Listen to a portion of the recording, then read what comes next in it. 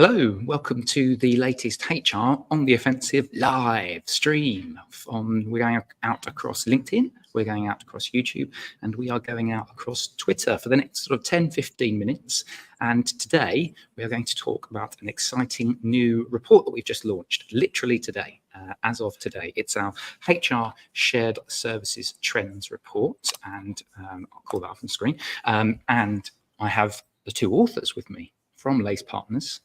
In the studio next to me is Dawn. Dawn, how you doing? You all right? Yep, brilliant, thanks. Looking forward to a little bit of a chat about this white paper. Of course. Of course, and we have remotely joining us, it's Emma Leonis, who was in the studio last week, but she's remote dialed in today, so Em's all right?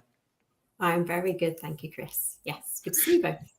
Yes, and good to talk about this as well, because this has been a while in the making. I'm going to start with you, Emma, because let's just sort of frame this, if you like, as a general overview about the report and the background itself, because it's been going on this is our third iteration of the report, and it was first launched in 2020. So can you give the people that are just watching this live stream just a bit of a background as to why we created the report and, just the history, I guess?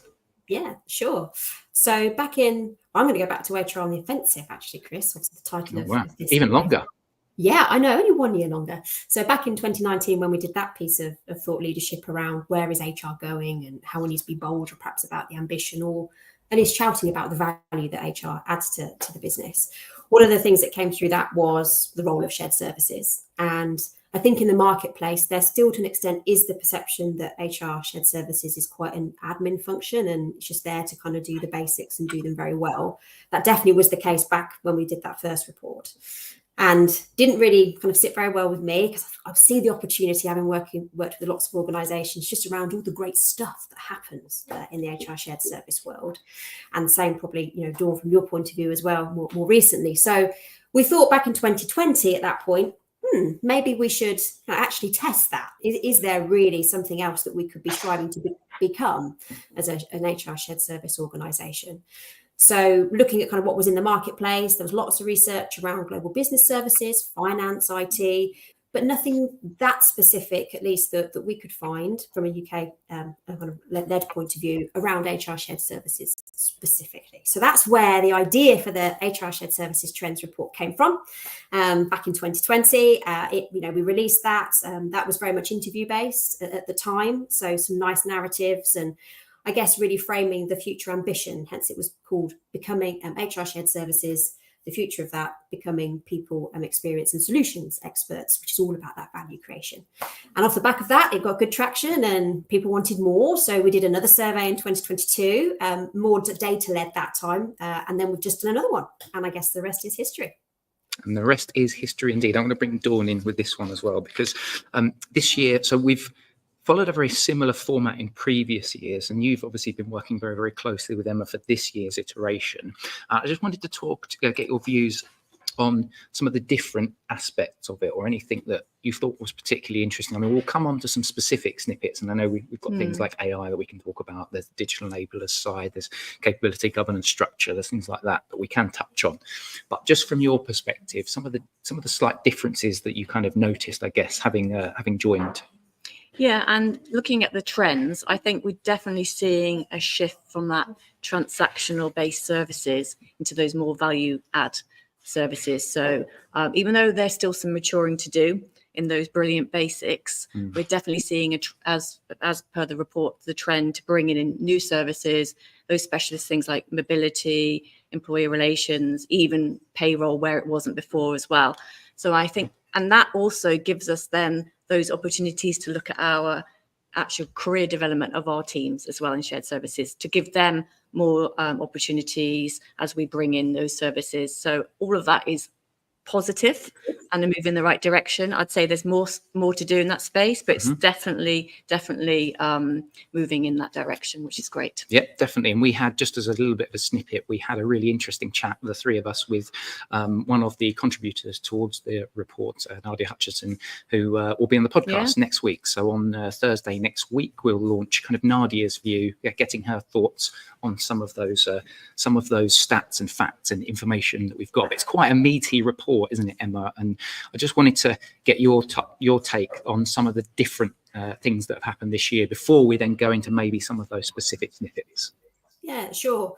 I think for me, to build on what Dawn says, what stands out definitely is the skills side of things. So something that's not changed, interestingly, over the past sort of 4 years, so over the 3 reports that we've been doing and that longitudinal view of the survey, is there's still the appetite and real desire to build career paths in HR shared services, either as a starting point for talent or perhaps as a later entry point for talent. But not necessarily having the time, capacity, or dedicated focus on making that happen. So, less than, I think it was about a quarter of organisations actually have a career path that's dedicated just to HR shared services. So that it's sad to see that that's not necessarily moved on. But I think if we flip that, that is an opportunity, particularly to Dawn's point, as we talk around, becoming a centre of innovation with some of the new services that are coming in, and you can read that in the report in particular as to what they are. But the opportunities for automation and digital.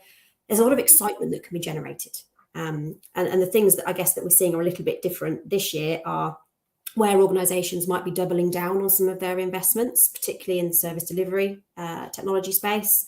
So there's less investment in knowledge management, more investment in continuing automation around case management, for example. But also then thinking around the operating model itself, and should you be part of global business services, how might you set that up?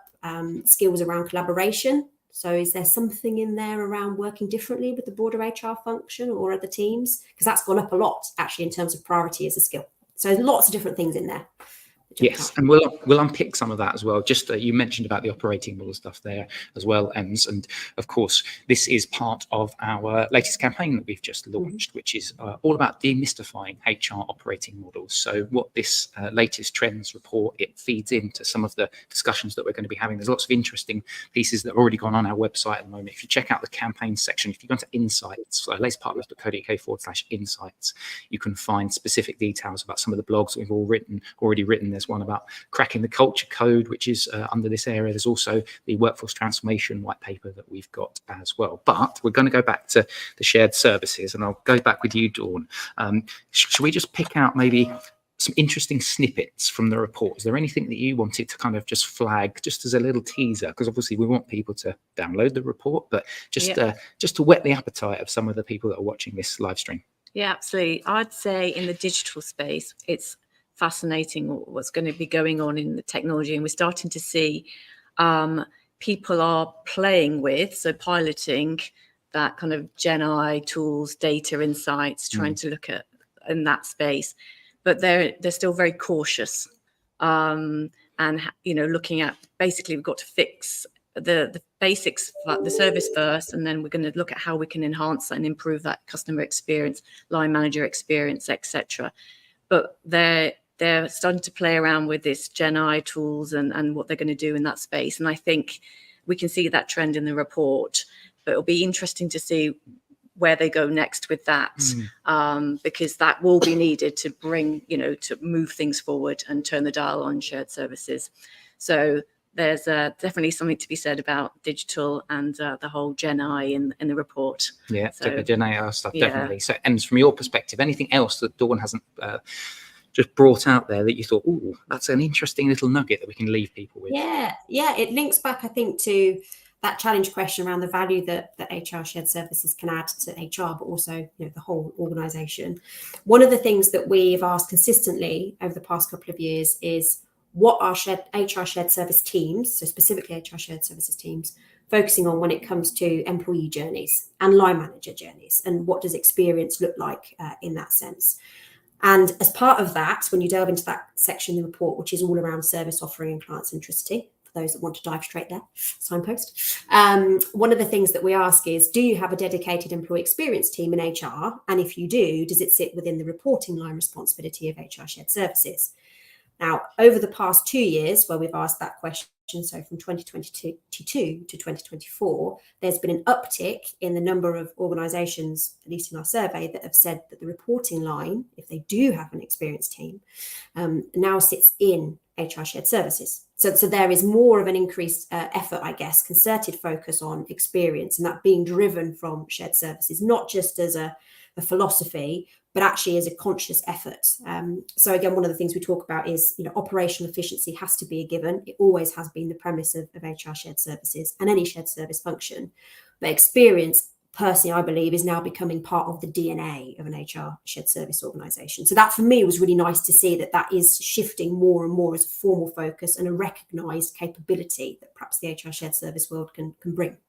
Yeah, certainly. And that sort of experience layer, that employee experience and engagement layer is quite an interesting one. It's something that obviously we've ran a campaign before that, which was called the EX Revolution, delving into specifics around experience, employee value proposition, elements like that. And so certainly, and it's interesting because we hear a lot of that across the different functions as well, don't we? Like payroll, we've been in payroll forums talking about experience. We do the HR shared services forum talking about experience as well. So very, very interesting to see that's getting a particular call out as well.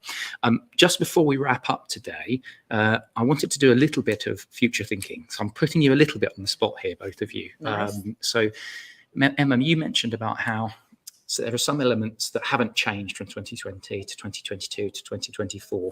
And I know we've only just released the 2024, but what would you guys kind of like to see as the kind of, if we're doing this in 2026, this is what I'd like to see slightly different. I'm going to start with Emma because she's nodding. And so then I'll give Dawn a minute or two to have a little think about that. No problem.